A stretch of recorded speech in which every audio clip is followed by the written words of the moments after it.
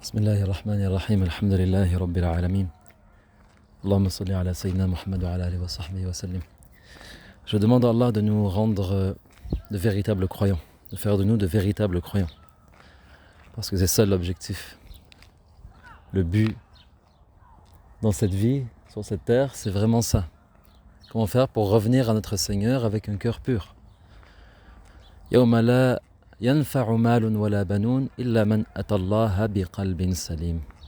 Le jour dans lequel l'argent et les biens et les enfants ne seront d'aucune utilité, excepté celui qui reviendra à son Seigneur avec un cœur purifié.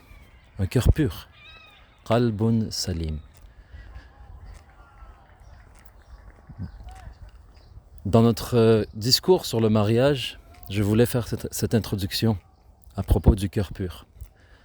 Parce que malheureusement, parfois on se marie, on reste ensemble, mais notre présence mutuelle ne nous apporte rien de bon. À un certain point, ça ne nous apporte rien de bon. Au contraire, ça nous apporte des soucis, du stress. Et lorsqu'on pense à l'autre, on entretient des pensées noires, des pensées de la rancœur, de la rancune. Et ça, c'est vraiment triste parce que, sincèrement, on devrait avoir un cœur qui est vide, qui est vraiment vide des pensées noires, mais aussi et surtout de penser du mal d'un autre, de penser du mal d'une autre personne, surtout ces gens qui sont près de nous, ces gens qui sont de notre famille. Comme c'est triste de penser qu'une femme peut entretenir de mauvaises pensées et avoir un cœur rempli de mauvais sentiments envers son mari et vice-versa. C'est quelque chose qu'on pourrait dire impensable. Lorsqu'on parle de la définition du mariage, lorsqu'on parle du but d'être ensemble pour adorer Dieu, il faut qu'on soit l'un et l'autre des aides mutuelles. Afin de quoi? Comment est-ce que je peux t'aider davantage à être une meilleure personne? Comment est-ce que je peux t'aider à être une meilleure croyante? Comment est-ce que je peux t'aider à accomplir ta prière? Comment est-ce que je peux t'aider à purifier ton cœur? Oui, surtout à purifier ton cœur. Comment est-ce que je peux faire ça? Ça, c'est la grande question. Mais souvent, on n'est pas ensemble pour les bonnes raisons. Et donc, au fil du mariage, on ne va pas ensemble faire les bonnes actions. Et c'est pour ça que ça va mal. Parce que quand on éloigne, quand on rejette Dieu de notre vie, qu'est-ce qu'on va amener dans notre vie? Deux choses. L'ego va ressortir. Et comme je vous expliquais, il y a l'ego qui est bourreau et il y a l'ego victime. Quand tu éloignes Dieu de ta vie, tu fais rejaillir en toi cet ego. Et tu invites aussi bien sûr le shaitan. Ces deux font vraiment des dégâts. Dans un mariage, il faut qu'il y ait le rappel de Dieu. Combien de fois on s'assoit à table avec des gens et pas une seule fois, même si on reste des heures à discuter de tout et de rien, pas une seule fois on mentionne ni le nom de notre Seigneur, Allah ou Ar-Rahman, ni l'un de ses noms, ni le nom de son messager, le prophète Mohammed sallallahu alayhi wa sallam. Comme c'est triste. Et donc on n'a jamais l'occasion de dire sallallahu alayhi wa sallam. On n'a jamais l'occasion d'apporter sur nous bénédiction et aide spirituelle, parce que on n'est pas ensemble pour les vraies raisons.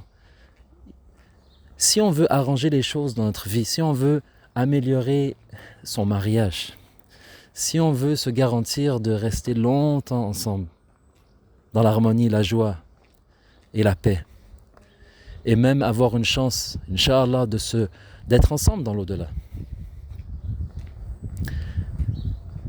il faut qu'on réinvite notre Seigneur dans nos cœurs et dans nos conversations et dans nos façons de se parler.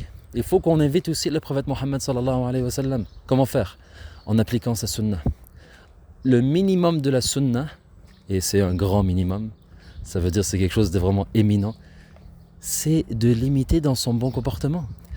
Je ne vous demande pas de manger par terre, de laisser tomber les ustensiles, de manger avec vos mains, Quelqu'un pourrait dire ça c'est la sunna.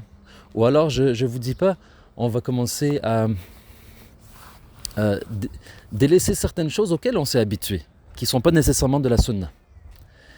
Mais la plus grande des sunnas du prophète Mohammed sallallahu alayhi wa sallam, si on peut dire une sunna, parce que il a été envoyé pour nous apprendre et pour parfaire l'excellence de caractère. Si tu veux imiter le prophète Mohammed sallallahu alayhi wa sallam, t'es pas obligé de changer ton apparence. Mais déjà, est-ce que tu peux l'imiter dans son comportement? Et juste ça, ça va changer ta vie. Ça va changer aussi tes relations. Comment est-ce qu'on ne peut pas aimer quelqu'un qui se comporte de la meilleure des façons? Quand il nous parle gentiment. Il nous regarde dans les yeux. Il écoute davantage qu'il ne parle. Comment est-ce qu'on ne peut pas aimer une personne comme ça? Une personne qui pardonne facilement, une personne qui ne se met pas en colère. Une personne, si elle se met en colère très rapidement, elle se calme, elle revient à la raison. Une personne, lorsqu'on lui dit un conseil, lorsqu'on lui dit quelque chose, elle ne s'emporte pas. Une personne qui a mis à l'écart, qui a mis de côté son ego. Comment est-ce qu'on ne peut pas aimer une personne comme ça? Si l'homme se comporte comme ça, et si la femme aussi fait de même. Donc ils ont réglé quelque chose déjà de fondamental, leur caractère. Ils essaient d'imiter les meilleurs. Ils essaient d'imiter et de suivre le modèle du prophète Mohammed sallallahu alayhi wa sallam et des Anbiya et des Salihin. Par la suite, ils se disent ensemble, pourquoi on est tous les deux dans un mariage? Pourquoi pas faire la prière ensemble? Pourquoi pas essayer d'adorer Allah ensemble? Et ça aussi, ça va faire toute la différence. Vous voyez que finalement, Allah n'a jamais été injuste envers nous, mais nous, on a été injustes envers nous-mêmes. Et la moindre des choses, c'est de demander pardon. Demander pardon pour soi et de demander pardon à l'autre. Et puis de recommencer. Le livre que, Inch'Allah, j'aimerais vous présenter, le titre, c'est la puissance du pardon. Justement, la puissance du pardon dans le renouvellement des relations. Parce que lorsqu'on pardonne et lorsqu'on demande pardon, il y a un reset. Ça veut dire un renouveau.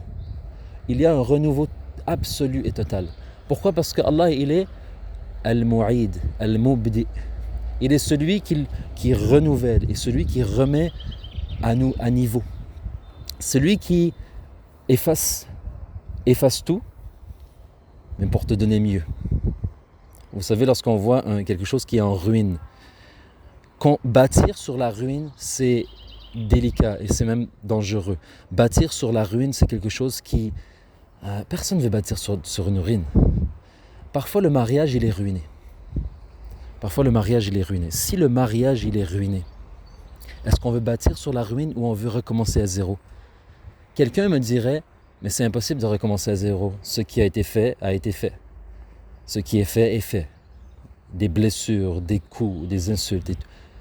Mais par le pardon, on peut toujours recommencer à zéro. Et ça, c'est la bénédiction de s'attacher à Al-Ghafour, Ar-Rahim, le pardonneur, le miséricordieux. Quand tu t'attaches à lui, tout est possible. Tu peux remettre à zéro toute relation par le pardon.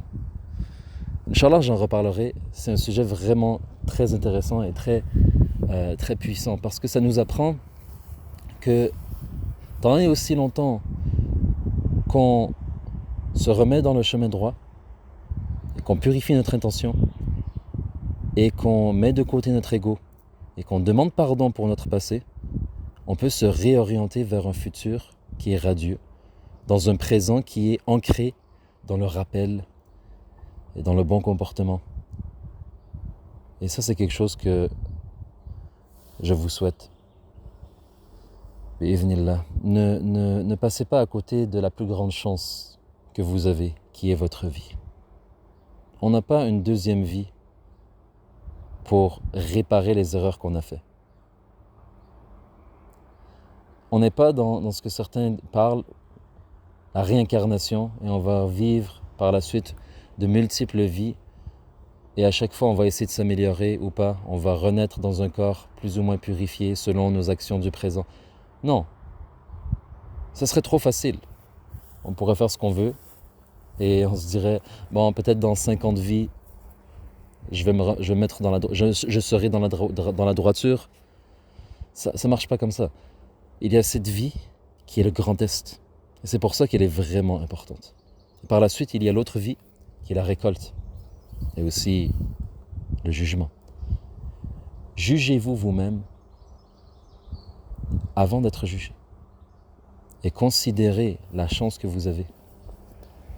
Avant d'arriver à un jour où vous direz « J'aimerais revenir en arrière, mais c'est plus possible. » Alhamdulillahi Rabbil Alamin.